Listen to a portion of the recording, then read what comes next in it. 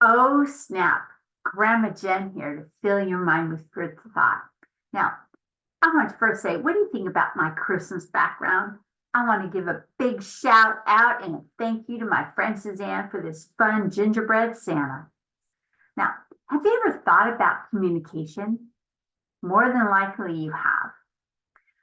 When you're talking or communicating with others, do you think about what you want to say and really don't acknowledge what others have to say? Do you think about what's in it for me when you communicate?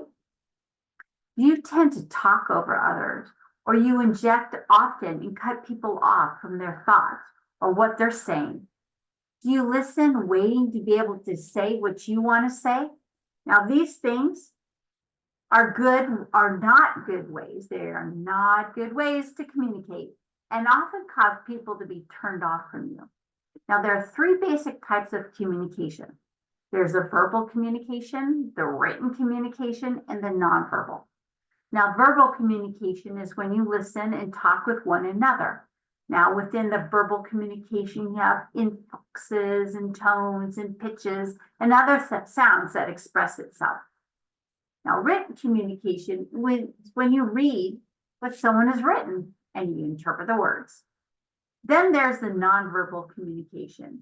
And this is your expressions and positions, your facial expressions, hand gestures, and other stuff like this. I would say this is a very, very important part of communication. Now, digging deeper into this subject, because it's not just understanding the different types of communication, but how to apply it well and make others feel felt. Well, let me tell you, communication takes work and understanding and compassion. I'm constantly working on my communication skills. I am getting better, but I still have a long way to go. I am a work in progress. How many of you are out there in a work in progress? Now, a few things that I have picked up over the years when I communicate with others. One, to be a great listener. Listen fully until they have finished speaking. Be an active listener. It's okay to nod your head in agreement or understanding. When others are talking, look into their eyes. This lets them know you're interested and involved in what they're saying. And listen, guys, be truly interested in what they're saying.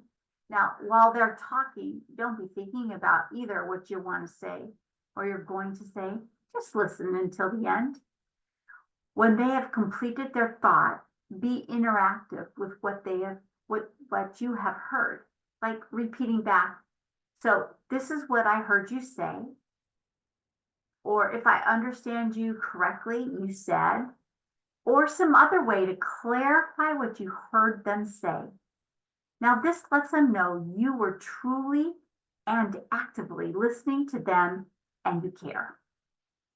3, be responsive to what they said. Ask questions, dig deeper into their thoughts, feelings, and emotions.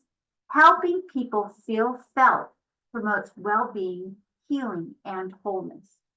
Now, it is human nature to want to talk about yourself. And there's nothing really wrong with talking about yourself either, unless you monopolize and or hijack a conversation and make it about you. Or you compete with some other person. For instance, you're talking with somebody and they're super excited about something that they just completed, some project, and they're telling you all about it. Then you jump in and say, oh, wait, let me tell you what I did. This happens a lot in conversations.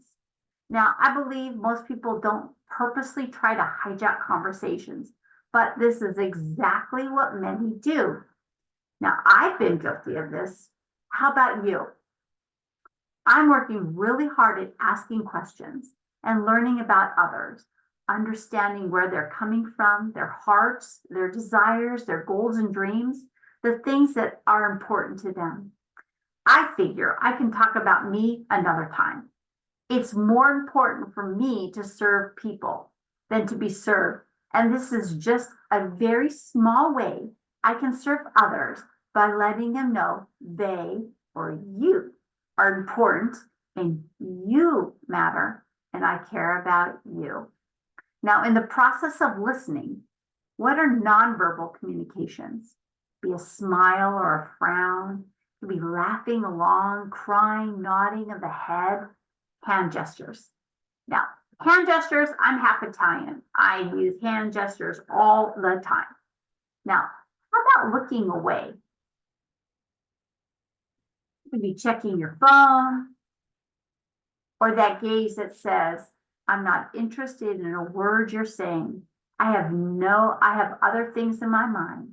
How about crossing your arm while someone's talking? Have you ever experienced this? You're talking to somebody and they seem to be looking away, looking past you. And they lean to the side and then they seem to follow the movement that's going on behind them. If that's you, have you felt that before? It's important to be cognizant of listening. Communication skills are important in our daily lives for family unity, for good, strong friendships, and for business relationships. When we develop good communication skills and are conscious of them, we become better. We're looked at in a very different light, in a good way, though. Now, so my takeaway is this. If you want to be and be known as caring, intelligent, compassionate, empathetic, understanding, resourceful, be and do good listening skills. No one can do it just like you. Something magic in the way you move. You're original, you know it's true. Don't let anybody take your tune. You ain't got a single thing to prove. You're original, so just be you. Just be you. Now remember, you can serve others by letting them know they're important and that they matter and you care about them. Oh, snap, Grandma Jen here, filling your mind with food for thought. See you Tuesday, same bat time, same bat channel. See you on the other side of your dreams.